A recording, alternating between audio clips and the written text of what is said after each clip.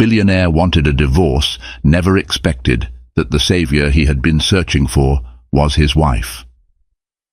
In the glittering world of high society, few names spark envy and admiration like Henry Blackwell, a self-made billionaire, business tycoon, and a man notorious for achieving everything he sets his sights on. But behind the facade of endless success and glossy magazine covers, Henry's seemingly perfect life is on the brink of collapse.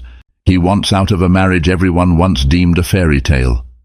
Little does he know, the very woman he's preparing to leave holds the key to the salvation he's desperately seeking. Brace yourself for intrigue, heartbreak, and redemption in this riveting story of unexpected love and unforeseen destiny. Henry Blackwell was known for his empire, Blackwell Innovations, headquartered in the heart of Manhattan. Ever since he was a teenager, he'd had a natural knack for business. He went from selling second-hand electronics in his parents' garage in upstate New York to hosting board meetings in glass-walled skyscrapers overlooking Central Park. That unstoppable drive had earned him every material comfort imaginable: luxury cars, yachts, private jets, and a social network filled with powerful figures like Bill Gates, who once joined him for a luncheon to discuss philanthropic endeavors. He was used to accolades and the dizzying pace of success. His fame brought him a curated circle of friends, some genuine, some opportunistic, and a relentless public eye. All that sparkle left little time for introspection or emotional connections. Yet 8 years ago, he had married Catherine Dumont, a classic beauty from a respected Bostonian family. Her father, the late Francis Dumont, had been a major investor in Henry's earliest ventures. Francis believed in Henry's vision, seeing in him the potential to revolutionize the tech world. In return, Henry had repaid the investment 1,000-fold. Eventually, business dinners between the Blackwells and Dumonts morphed into quiet evenings where Henry and Catherine bonded over a shared love for literature and fine art. In public, Henry's marriage seemed perfect, two wealthy families merging, creating a powerful alliance. Reporters never passed up the opportunity to photograph them entering galas or stepping off private planes. There were countless charitable events where Catherine stood by Henry's side, her gentle demeanor the perfect complement to his unstoppable energy. The tabloids loved writing about them, using phrases like power couple and match made in billionaire heaven. But behind the polished front, something was off. Catherine's sweet, hopeful nature contrasted starkly with the ruthless pace of Henry's corporate life. Over time, Henry began seeing Catherine more as a decorative figure, someone who accompanied him on grand occasions, rather than a partner with opinions and ideas of her own. For her part, Catherine felt increasingly sidelined, unsure of her role in Henry's vast empire or in his personal life. Her intelligence and creativity went largely unnoticed in Henry's boardroom and in their home.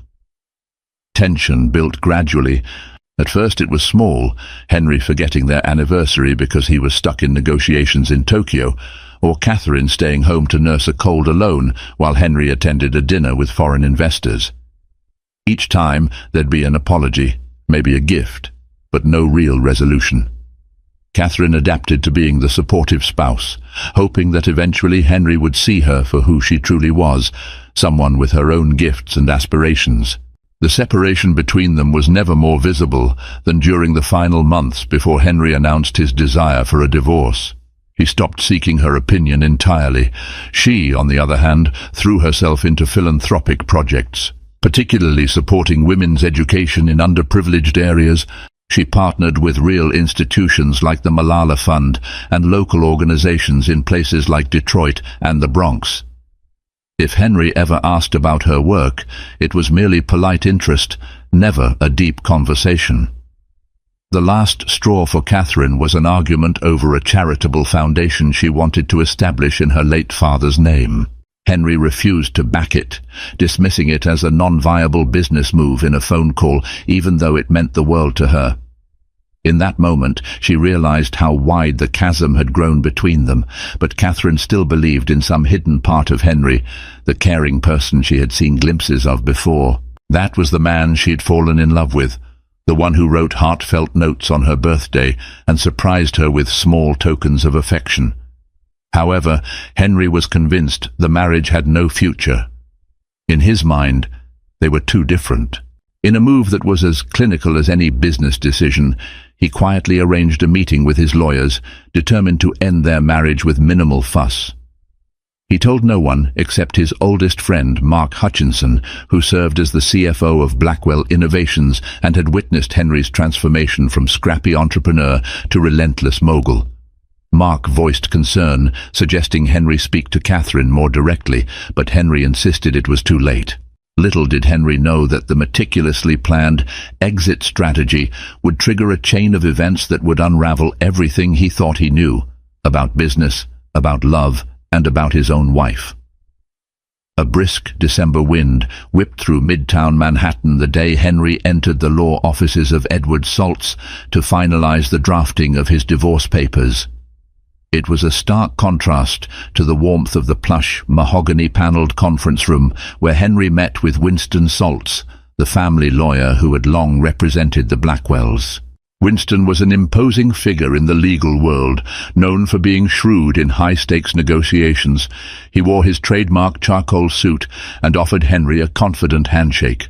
"So," Winston began, flipping open a thick folder, "I take it you're sure about this decision?"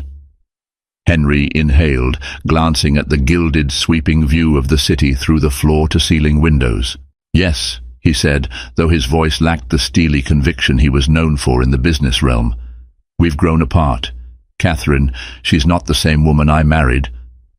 Winston nodded solemnly, but behind his calm facade was a flicker of concern. He'd handled numerous divorces, especially among the wealthy, and while many were amicable, some turned into PR and legal nightmares. "You understand, this might attract significant media attention." Henry waved away the concern. "I'm prepared for it.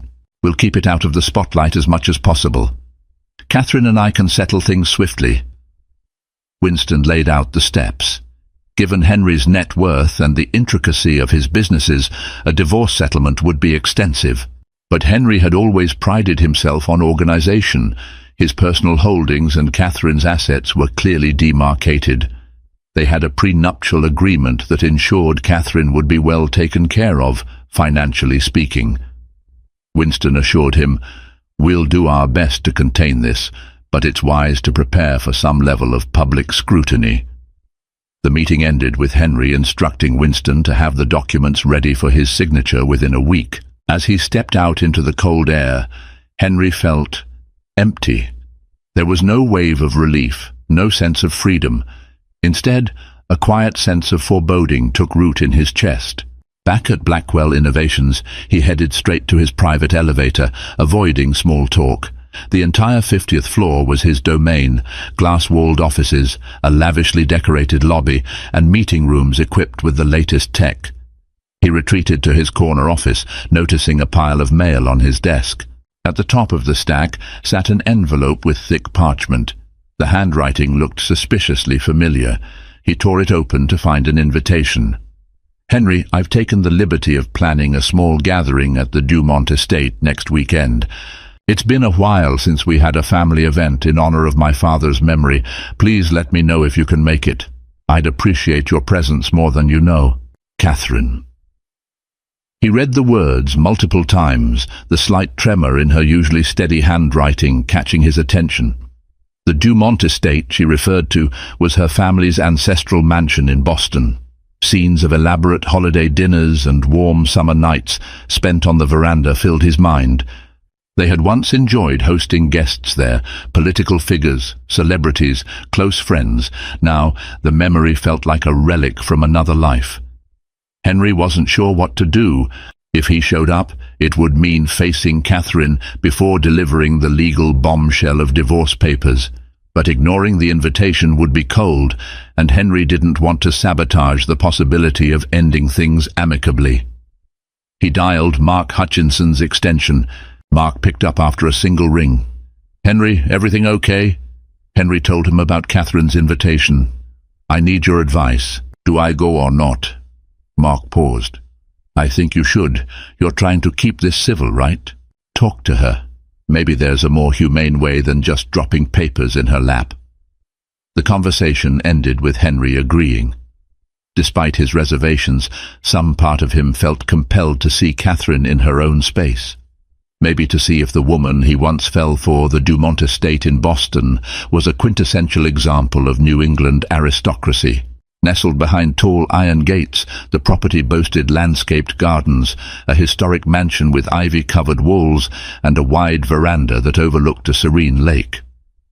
Henry arrived late on Friday afternoon, stepping out of his chauffeured car onto the gravel driveway. A chilly breeze rustled the bare branches of the ancient oaks that lined the path. At the entrance, Catherine's longtime housekeeper, Mrs. Barrett, greeted Henry with a subdued smile. "Welcome back, Mr. Blackwell.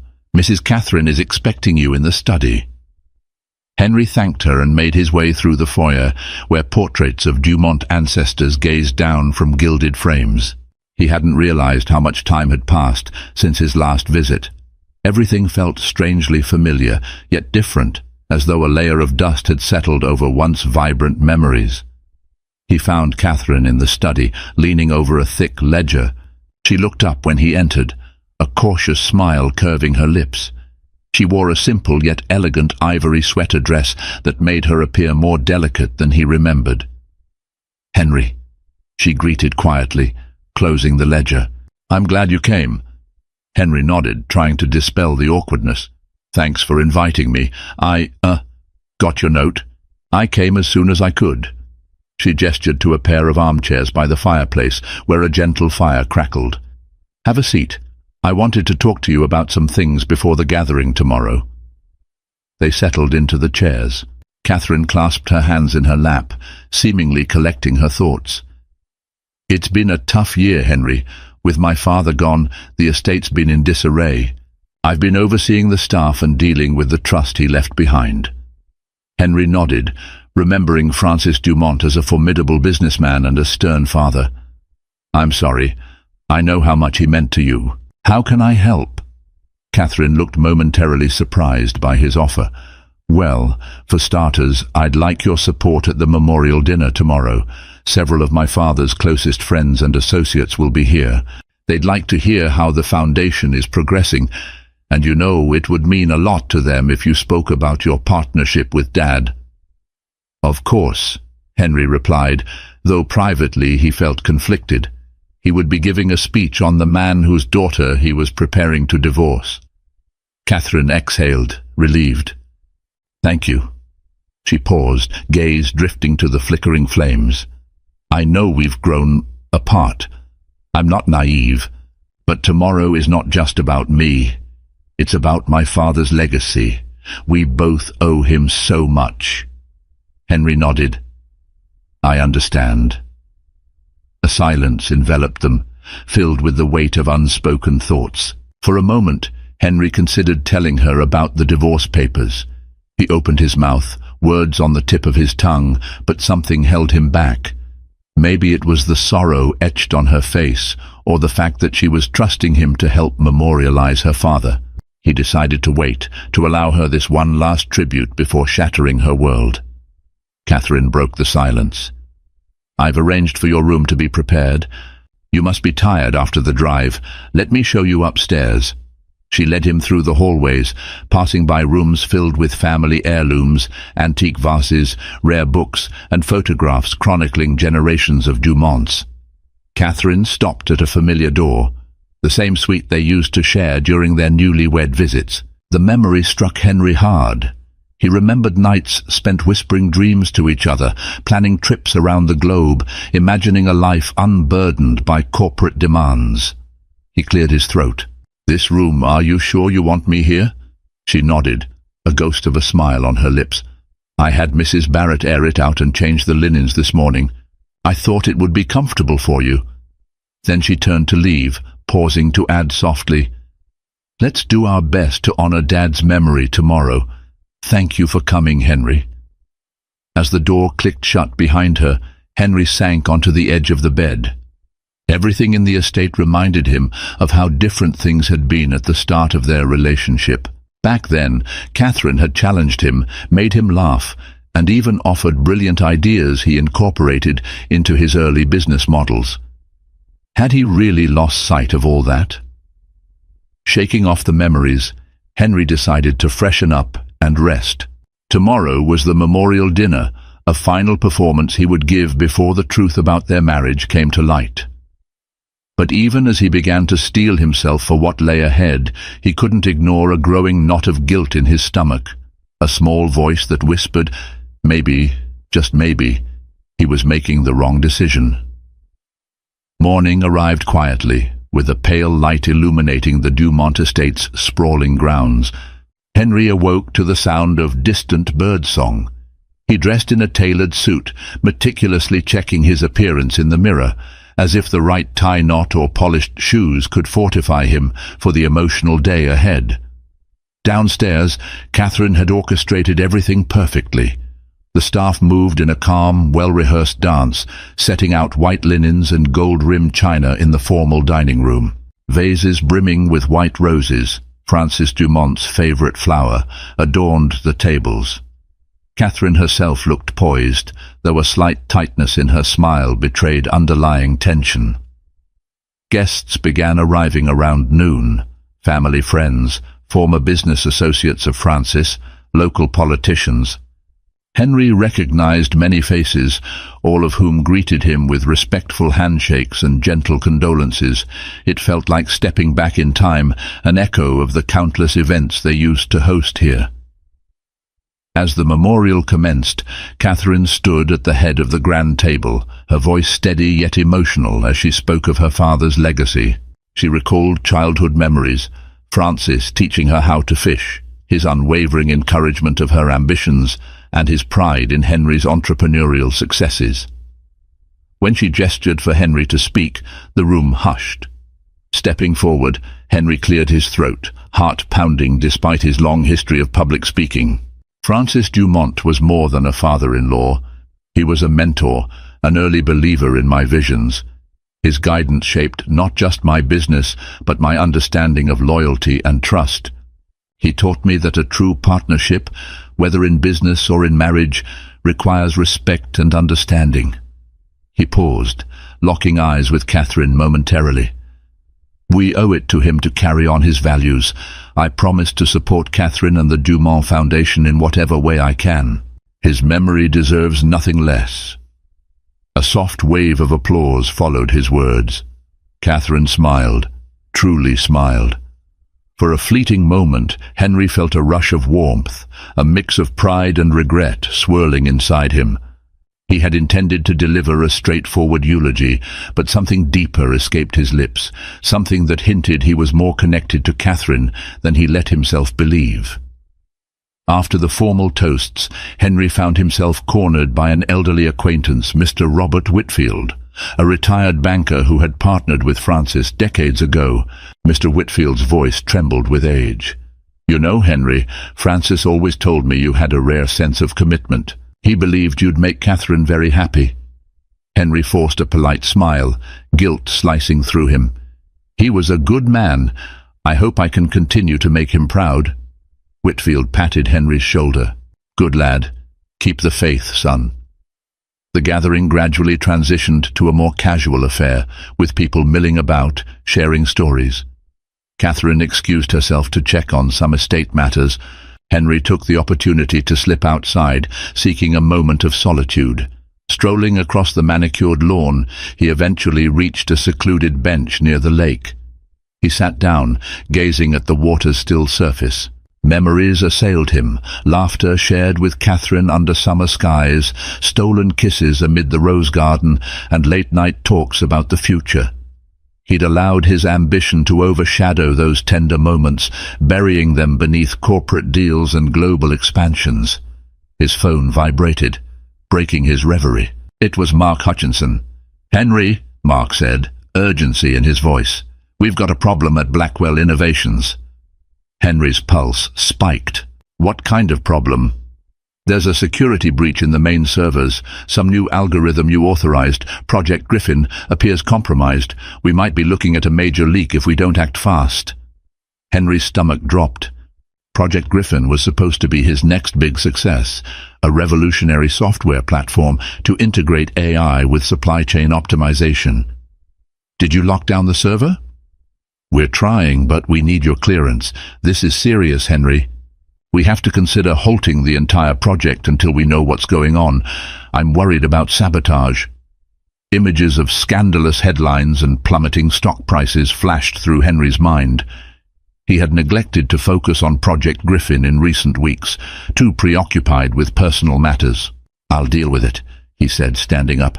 I'll head back as soon as I can. He ended the call, frustration and panic mingling within him. Another crisis, another potential meltdown. But as he turned to head back to the mansion, he spotted Catherine emerging from the house, her delicate features marred by concern. She approached, noticing his anxious expression. "Is everything all right, Henry?" she asked softly. He hesitated. His instinct was to handle business matters alone, to push Catherine aside as he always did. But he recalled something Francis had once told him. Catherine is as sharp as they come. Don't underestimate her. With a sigh, Henry decided to share the bare truth. "There's a problem at my company, a critical security breach. It's complicated, but I may need to leave soon." Catherine's face fell, but she nodded. "I understand. Do what you have to do."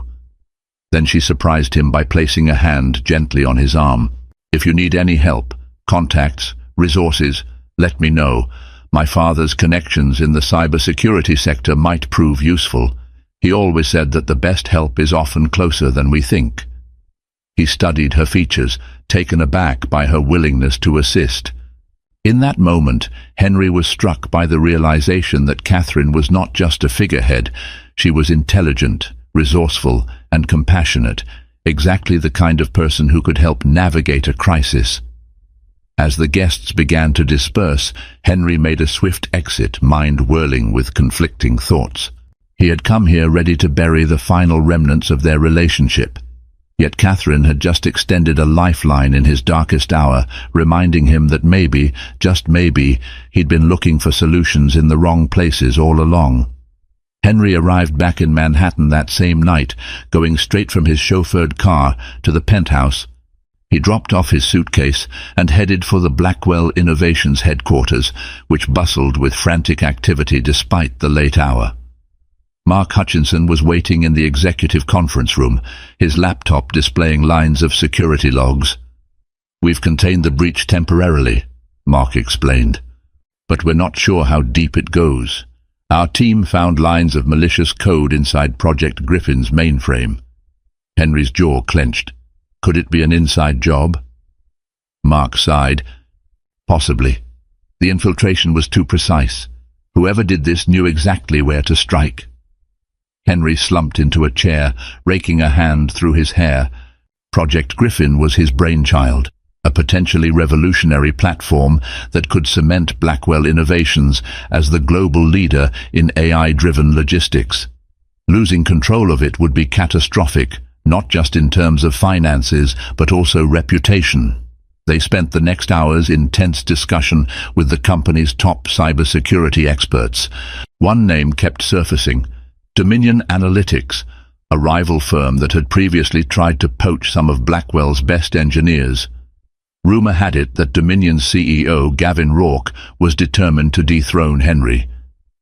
Amid the clamor of phone calls and frantic keyboard typing, Henry found himself thinking about Catherine. Her calm composure at the Dumont estate contrasted sharply with this storm of crisis. He remembered her offer of help, the sincerity in her eyes. Part of him wanted to call her, to hear her voice, to ask for guidance. Yet his pride flared up, reminding him that he was Henry Blackwell, the unstoppable mogul who never needed anyone's help. By dawn, the team was exhausted. Mark insisted Henry get a couple of hours' sleep. "We'll reconvene at noon. Try to rest." Henry returned to his penthouse, collapsing onto the bed without even removing his shoes. He drifted into a restless slumber filled with fragmented dreams. Catherine's sad smile, Francis Dumont's cautionary words, lines of corrupted code, and swirling headlines about corporate sabotage. When Henry woke, it was nearly midday. He felt no more refreshed than before. Bleary-eyed, he checked his phone. There were numerous missed calls and messages, from Mark, from board members, even from Winston Saltz's office, but one text stood out. Catherine, hey, how are things going? If you need any contacts from Dad's cybersecurity circle, I can forward you some names. Let me know.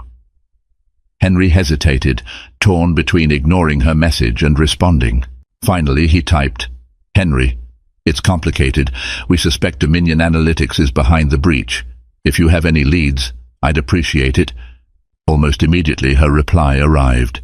Catherine, I'll make some calls and send you what I find. Simple, direct, yet supportive. Henry felt a pang of guilt. Here he was, leaning on her in a crisis, while still planning to hand her divorce papers. The hypocrisy stung him. That afternoon, Henry reconvened with Mark and the team. They strategized a plan to isolate Project Griffin from the main network to limit further data leakage. While the engineers discussed technical solutions, Mark pulled Henry aside. Word on the street is that Dominion has been courting our top coder, Leslie Eng. If Leslie jumps ship, we might lose the core architecture of Griffin, Mark warned. Henry pinched the bridge of his nose, stress piling on. Leslie is under a strict non-compete. But if Dominion is behind the sabotage, they might have blackmailed or bribed her. We can't let her leave. Determined, Henry decided on a direct approach. He summoned Leslie Ung for a private meeting in his office. Leslie was a brilliant software architect, a quiet woman in her late 20s with a slight stoop to her shoulders from long hours at the computer. She entered timidly, her eyes flicking nervously around the opulent space. "You wanted to see me, Mr. Blackwell?" she asked, fiddling with the hem of her sweater. Henry motioned for her to sit. "Leslie, I've heard a rumor that Dominion Analytics is trying to recruit you. I need your honest answer." Leslie's cheeks colored. "They reached out. I told them I'm not interested. My loyalty is here." Henry studied her. "But the sabotage in Project Griffin, do you have any idea how that might have happened?" She shook her head vigorously, face pale. "I swear I would never jeopardize the project. My code was reviewed regularly. Her eyes began to fill with tears. "I know how important Griffin is. I'd never betray the team." Something in her demeanor rang true to Henry. She didn't look like someone who would orchestrate a malicious hack. He exhaled, softening. "All right, Leslie, I believe you. But please, if you have any suspicions about who might be involved, come to me directly. I don't want to lose you." She nodded, wiping her eyes. "Thank you, Mr. Blackwell." After she left, Henry felt a measure of relief. He trusted Leslie's integrity, but if she wasn't the saboteur, who could it be? That evening, Catherine's promised leads arrived via email, a list of several top cybersecurity consultants that her father had once worked with. Henry recognized some of the names as highly regarded in the field, the kind of people who could dig deeper into the infiltration. He forwarded the details to Mark, attaching a note. "Let's bring one or two of these experts in ASAP." A few days ago, Henry wouldn't have admitted how badly he needed help. Now he found himself relying on Catherine's network, a testament to her father's wide reach and her own willingness to step up. Despite all the tension between them, Catherine was proving to be an ally. As midnight approached, Henry finally left the office. Outside, the city streets glowed with the pulse of neon signs and headlights cutting through the dark. He headed to his penthouse, stepping off the elevator to a silent hallway. Inside the apartment, he noticed a small bag by the door, Catherine's overnight bag. Confused, he walked into the living room to find Catherine herself, curled up on the sofa, engrossed in reading a thick file. She looked up when he entered, and their eyes locked in a silent exchange of surprise and relief. "Catherine," he began softly, setting down his briefcase. "You're here?" She set the file aside, the quiet confidence of her gaze meeting his. "I am. I thought you might need some support." For the first time in a long while, Henry felt something stir within him. an emotion bordering on gratitude, even affection. He had no words, only a faint nod. As the chaos of corporate sabotage swirled around him, Catherine was there, offering not just resources, but a gentle reminder that he wasn't alone. Catherine's sudden presence in the penthouse jolted Henry's carefully guarded composure. For years they had lived separate lives under the same roof, like strangers passing each other in a museum. Now, with his world spiraling, she was the one choosing to stand by him. They sat across from each other in the living room, Henry still dressed in his crisp suit, Catherine in a casual sweater and jeans that somehow made her look both elegant and comforting. A tension buzzed in the air, a mixture of unresolved feelings and the high stakes of the crisis. Catherine broke the silence. "I know this is a difficult time, and I'm sorry. I don't want to add more pressure, but I thought it might help if we put our heads together." Henry managed a half-smile. "You've helped already. Those cybersecurity leads you sent. Mark is reaching out to them. Thank you." She nodded. "Good. I also brought some documents," she said, picking up the thick file on the coffee table. "Notes Dad made about potential threats to your company. Apparently, he was investigating Dominion Analytics for unethical practices before he passed away." Henry's eyebrows shot up. "I didn't know that. Francis never mentioned it to me." "He was protective. He didn't want to worry you unless he had solid proof," Catherine explained. She slid the file toward Henry. "I only found these notes recently while going through his study. Dominion Analytics has some shady connections, shell companies, overseas accounts. Dad suspected they might target Blackwell Innovations." Henry took a moment to absorb her words. Francis had been a stern figure, but always forward-thinking. It made sense he'd be cautious on Henry's behalf. "Thank you for this," Henry murmured, leafing through the pages. "It might give us a lead." Catherine leaned back, a thoughtful expression on her face. "Henry, if Dominion is as ruthless as Dad suspected, this could be bigger than a simple security breach. They could be trying to sink your company or take it over." He swallowed. "I won't let that happen." They fell into silence again. Henry found himself studying Catherine, her eyes, the set of her jaw, the quiet strength in her posture. It suddenly struck him how much he'd taken her for granted, and how close he was to losing her forever. "Catherine," he said softly, voice trembling despite himself. There's something I need to tell you." She looked up, a flicker of anxiety passing through her eyes. "What is it?" The words hovered on his lips. "I filed for divorce." But somehow he couldn't bring himself to say it. The moment stretched, heavy with unspoken confession. He could see the flicker of doubt, the question forming on her face. The phone rang, shattering the tension.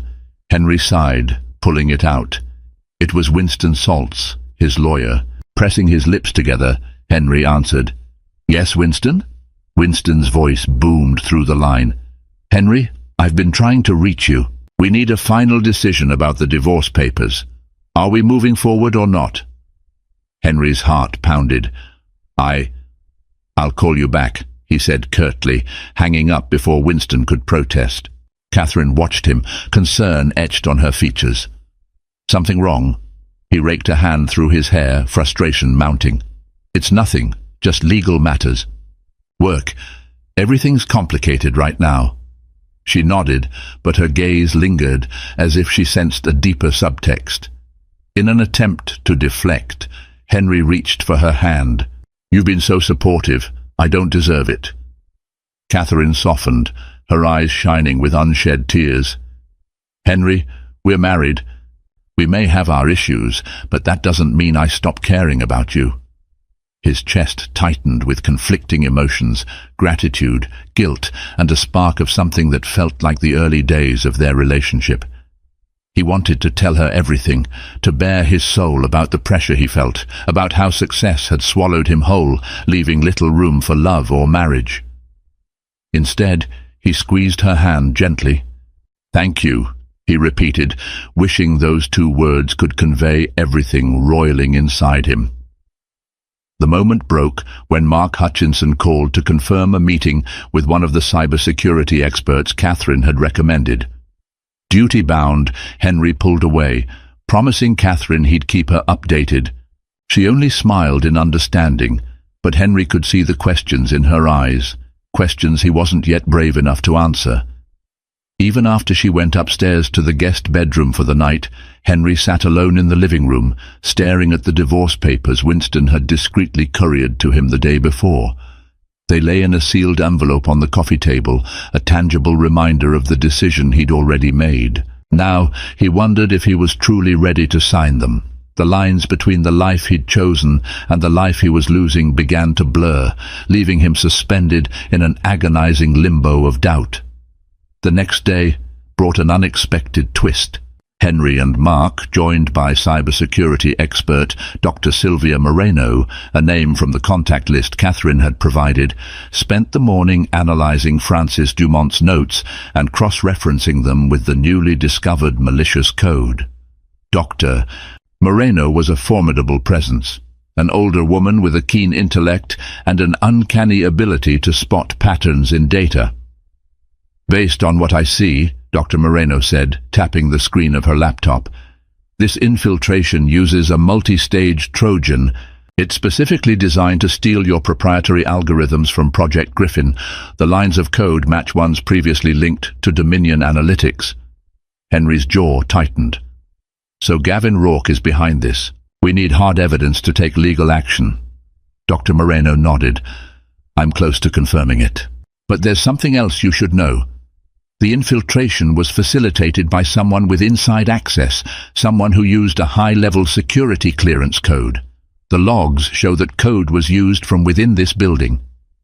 A hush fell over the room. Mark rubbed his temples. "So it's definitely an inside job, but Leslie swore she wasn't involved." Dr. Moreno pulled up more data. The unauthorized access was done after hours. The user logs indicate someone with the ID prefix EX, which usually denotes an executive-level clearance. Henry felt a wave of nausea. Only a handful of people had that level of access. Himself, Mark, a few other top executives. "Can you pinpoint which specific ID was used?" Dr. Moreno shook her head. "The code was partially masked, likely by someone with knowledge of your security protocols. We can keep digging, but we'll need more time." Henry clenched his fists, frustration boiling. They were close to exposing Dominion Analytics, but it was far more insidious than he'd imagined.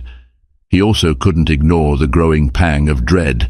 One of his trusted inner circle might be feeding the enemy. Just then, Mark's phone buzzed.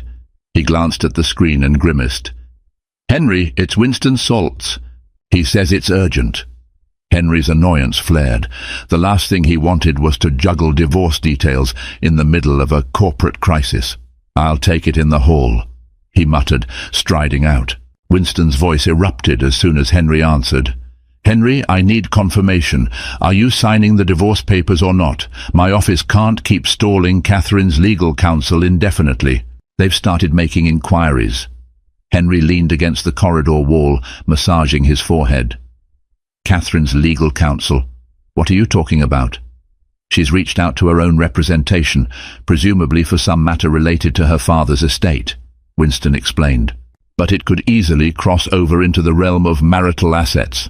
Henry, if you're going forward, we need to be ready." Henry's heart pounded. Catherine had her own counsel now. Did she sense what was coming? Or was this purely about the Dumont Foundation? He found himself hesitating, the memory of her compassion at the penthouse replaying in his mind. I'm not sure," he finally admitted. "Not sure?" Winston repeated, exasperated. "Henry, you called me weeks ago insisting you wanted this over quickly. What changed?" The question stabbed at Henry's conscience. What had changed? Everything. Catherine's unwavering support, her willingness to help in a crisis, the rediscovery of who she truly was, intelligent, caring, and courageous. His carefully laid plan felt suddenly flimsy. "I'll get back to you," he mumbled, ending the call. He returned to the conference room, where Dr. Moreno was still explaining the infiltration's complexities. Catherine, who had just arrived, stood by Mark, her brow furrowed in concentration. She caught Henry's gaze and offered a small, reassuring smile. That single moment of connection rattled him. Here was a woman who was not only his wife, but also a potential ally in his darkest hour. He felt an overwhelming urge to protect her, not cast her aside. After Dr. Moreno wrapped up, Catherine spoke. "I've been reaching out to some of Dad's former associates to see if they can give us any insider information on Dominion's dealings. I also have a friend, Elena Thompson, who works at the Department of Justice. She might have insight into Dominion's legal vulnerabilities." Henry felt a rush of gratitude. "That could be invaluable. Thank you, Catherine." She nodded, her gaze determined. "We'll get to the bottom of this. Dad believed in you, for good reason. I'm not about to let Dominion sabotage everything you've built." For the rest of the day, the team strategized on how to expose Dominion analytics. Henry found himself increasingly reliant on Catherine's contacts and perspective. Time and again she proved her mettle, suggesting ways to approach potential whistleblowers, bridging communication gaps with old Dumont allies. By evening, Henry realized Catherine was orchestrating a subtle but crucial part of their counter-offensive. Where he had influence in the corporate world, she had reach in philanthropic and governmental circles. Together, they formed a more complete network than he ever expected. Exhausted but cautiously optimistic, Henry called for a pause. "Let's pick this up tomorrow. We've got a clearer direction now. Everyone, get some rest." Catherine lingered as Mark and Dr. Moreno left. She gave Henry a thoughtful look. "I can stay here tonight if you want. We can keep working on leads." He swallowed, emotions swirling. "That'd be nice. Thank you." As they walked side by side toward his private elevator, Henry felt an unfamiliar warmth spreading through his chest. They had faced the day's battles as partners, not adversaries. The irony was not lost on him. The woman he planned to divorce was now the person he trusted most. Yet the guilt also intensified. If she found out about the divorce papers, how would she react? Could he even go through with it now? Questions plagued him, but one thing was certain. He was no longer sure that ending his marriage was the right path. Over the next week, Henry and Catherine's joint efforts began to bear fruit. Dr. Moreno, with Mark's guidance, managed to gather digital evidence tying the malicious code directly to Dominion Analytics' signature hacking techniques. Meanwhile, Catherine facilitated quiet meetings with key contacts, including Elena Thompson at the Department of Justice, who confirmed there were already suspicions about Dominion's aggressive corporate espionage. Amid this flurry of activity, Henry found an odd comfort in Catherine's presence. For the first time in years, they operated in tandem, debating strategies, sharing discoveries, and supporting each other when new obstacles arose. Their home life also shifted. Instead of cold silences, they now engaged in late-night brainstorming sessions over takeout, their conversation punctuated by the warmth of old memories and new insights. But as they drew closer to cornering Dominion Analytics, another question loomed. Who was the insider giving them access? Dr. Moreno's analysis had narrowed it down to 2 executive-level codes in use during the infiltration window, Henry's own ID and that of his CFO and oldest friend, Mark Hutchinson. Henry stared at the printed logs one night, anger and disbelief clawing at him. There must be some mistake. Mark was practically a brother to him. He had even discouraged Henry from rushing into a divorce, advising him to speak with Catherine directly. He confided in Catherine, pacing restlessly in the penthouse living room. "Mark can't be the saboteur," Henry insisted, voice tight. "We've known each other since college. He helped me build this company from the ground up. Why would he betray me now?" Catherine watched him, concern evident on her face. "Are you sure he's not in some kind of trouble? People do desperate things when cornered. Money problems, debts, personal entanglements." Henry shook his head. "He's wealthy in his own right, and I've never known him to be involved in anything illegal." Catherine sighed, placing a reassuring hand on Henry's arm. "We need to keep an open mind, Henry. The logs don't lie. Could it be that someone stole Mark's credentials? That possibility offered a glimmer of hope. Henry latched onto it. Yes, that must be it. Someone inside Dominion or an accomplice here must have gained access to Mark's code. Despite Henry's efforts to remain logical, suspicion gnawed at him. If not Mark, who else could have the knowledge to replicate an executive ID? Did Mark mention anything about compromised security or unusual events? A conversation from weeks ago flickered in Henry's memory. Mark complaining about a glitch in his keycard. Had it been a glitch or something more insidious? Driven by unease, Henry confronted Mark the next morning. He asked him directly about the suspect login times. Mark's face registered shock, then anger. "Henry, you think I did this? That I'd sell you out to Dominion?" Henry raised both hands in a placating gesture. "I'm not accusing you, but Dr. Moreno found your ID was used during the breach window. We have to consider the facts." Mark raked a hand through his hair. "Someone must have cloned my credentials. Maybe that glitch I mentioned wasn't a glitch at all. My key card was acting weird. I told IT, but they said they'd get back to me." It felt plausible, even likely. Yet Henry could sense Mark's agitation ran deeper than frustration over the hack. There was a tension in Mark's voice, a haunted look in his eyes, as if something else weighed on him. That evening, as Henry and Catherine continued sifting through more evidence, Catherine noticed an anomaly in the financial statements Mark had provided for a board review. Carefully, she circled a series of transactions. "Henry, look at these. They're labeled as operational expenses, but the amounts are unusually high and recurring. That's not typical for your business pattern." Henry frowned. "What are you implying?" Catherine pulled up the data on her laptop, cross-referencing it with public records from one of her father's old investigative contacts. The result was startling. The money was being funneled to a shell company. "Triple Crown Ventures," Catherine read aloud. "Registered in the Cayman Islands. I cross-checked the owner. It's Gavin Rourke's cousin." A chill settled over them. The puzzle pieces clicked into place. Mark had been funneling money to a shell company connected to Dominion CEO Gavin Rourke. The transactions spanned months, more than enough time to plan a coordinated sabotage. Henry's breath caught. He wanted to shout in denial, but the facts stared him in the face. Mark, his best friend, was entangled with Dominion Analytics financially. Catherine squeezed his hand.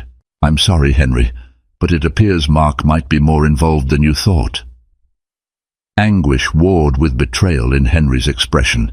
He had pinned all his trust and loyalty on Mark, the one constant in his life even before Catherine. If Mark truly was the traitor, it wasn't just a corporate betrayal. It was personal, a shattering blow to Henry's faith in friendship. Catherine brushed her thumb over the back of Henry's hand.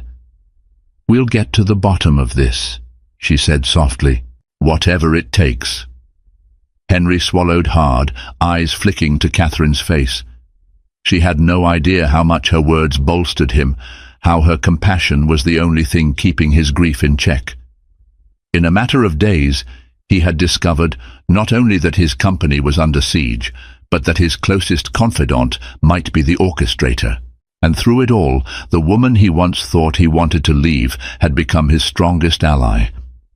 Henry hardly slept that night, haunted by the financial records implicating Mark. By morning, he was consumed by a mixture of rage and heartbreak. Before heading to the office, he and Catherine agreed on a strategy. Approach Mark directly with the evidence, giving him a chance to explain. If his explanation fell short, they would forward everything to the authorities. They arrived at Blackwell Innovations to find Mark already seated in Henry's office, eyes bloodshot and shoulders sagging. He must have known the confrontation was inevitable. Henry shut the door, stepping behind his desk with Catherine by his side. He placed a folder on the polished surface, his voice trembling with fury. "Explain these transactions, Mark. I want the truth." Mark's gaze flickered to Catherine, then to the folder. I can explain." Henry's fist clenched. "Then do it." With a shaky breath, Mark began to unravel a story of mounting personal debt. It had started when he made a series of risky stock investments using leveraged funds. The market turned against him, wiping out millions.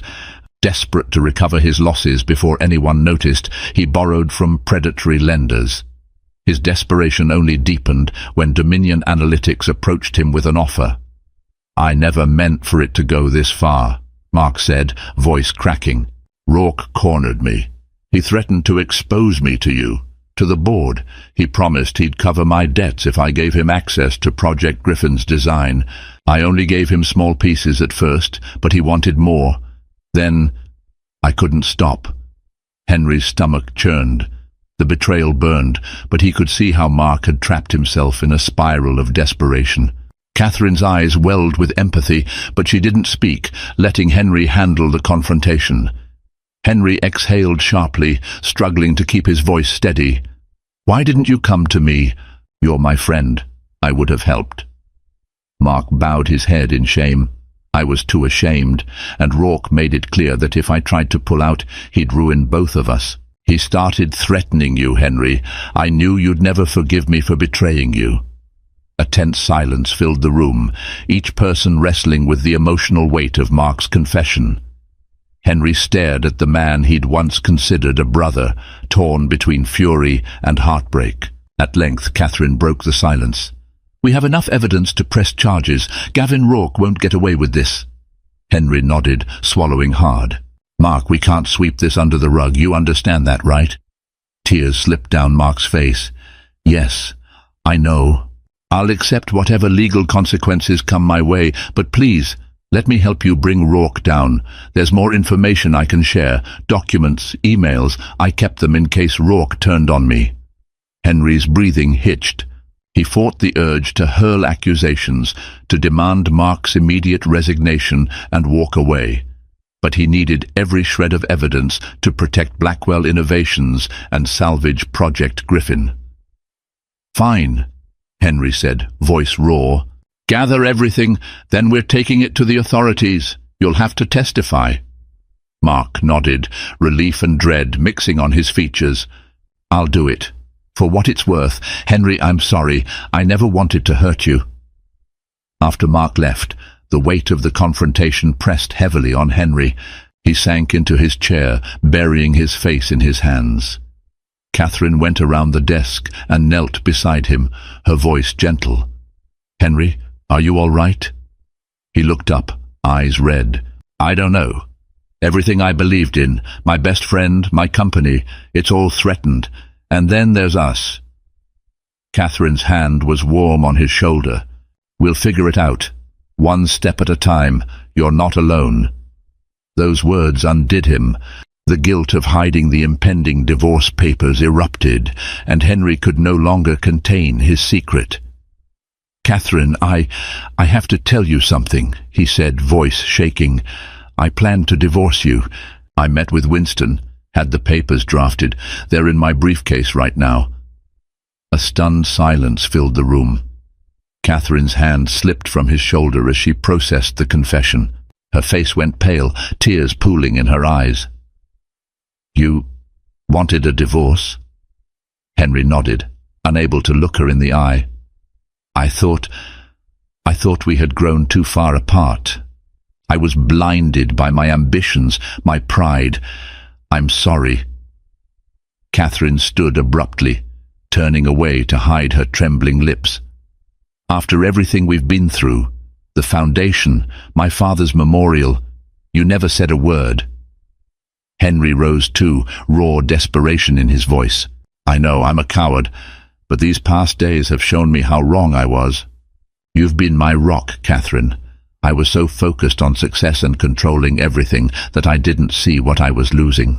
Please, can we talk about this?"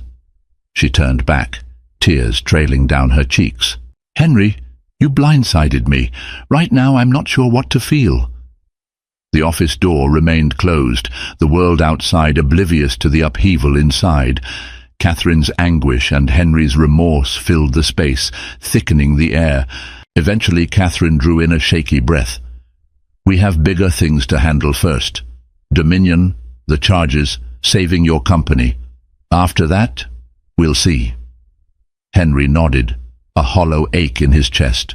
He wanted to comfort her, to hold her, but he sensed that might be too much, too soon.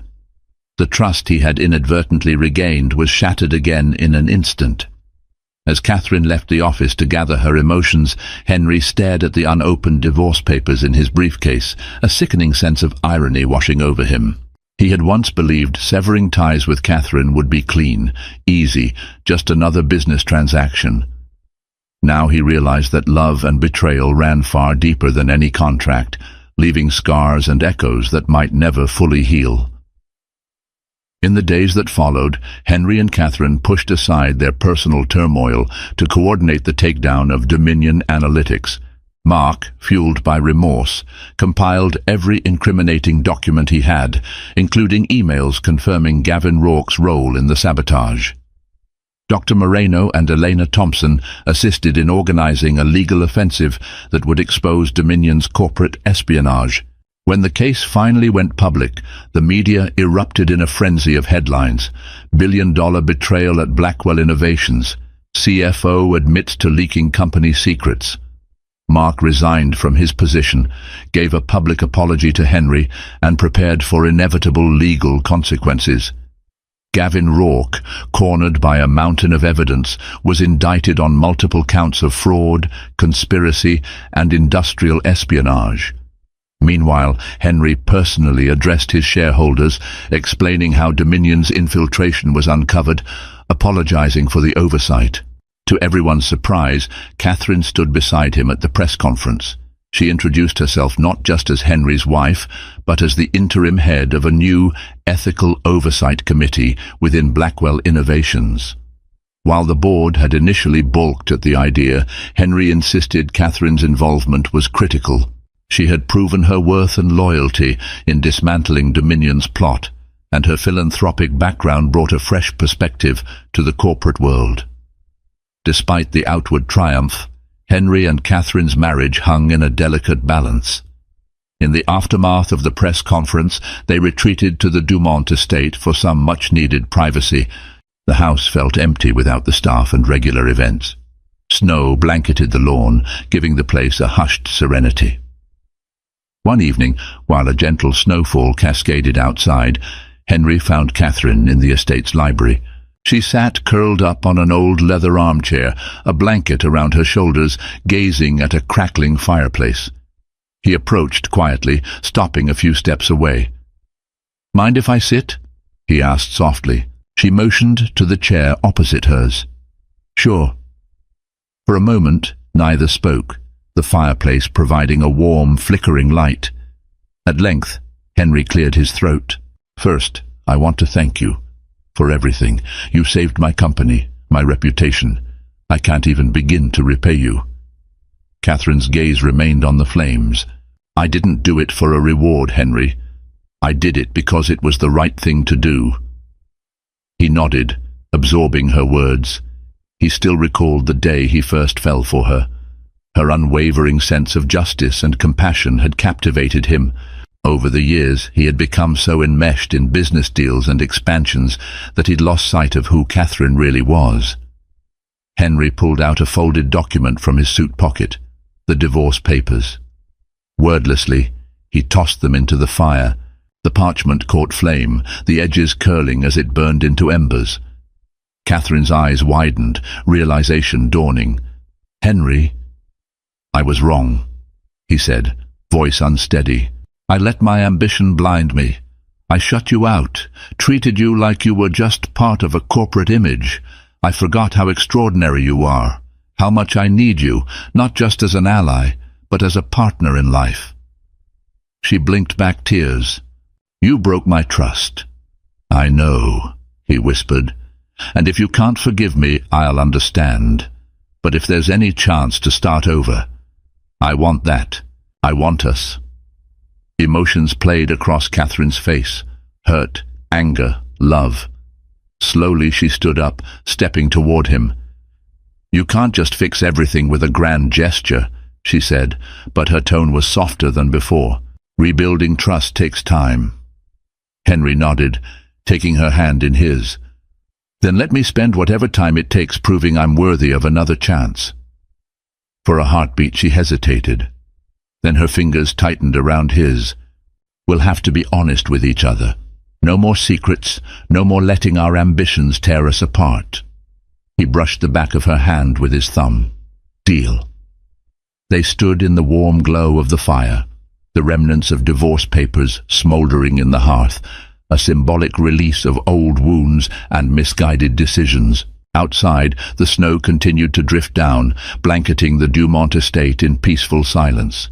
Inside, Henry and Catherine shared a gentle embrace, choosing a path forward that would be neither simple nor guaranteed. But it was a path they would walk together, their bond tempered by trials and reaffirmed by the realization that sometimes salvation lies closer than we ever imagined. And so, what began as a cold-hearted decision to end a marriage unraveled into a saga of betrayal, redemption, and rekindled love. Henry Blackwell, blinded by ambition, discovered that the savior he had desperately been seeking was right beside him all along, his wife, Catherine. Together, they not only rescued the company from the brink of collapse, but also found a renewed faith in each other and in the power of second chances. If you were captivated by the twists, heartbreak and triumph in this story, don't forget to show your support.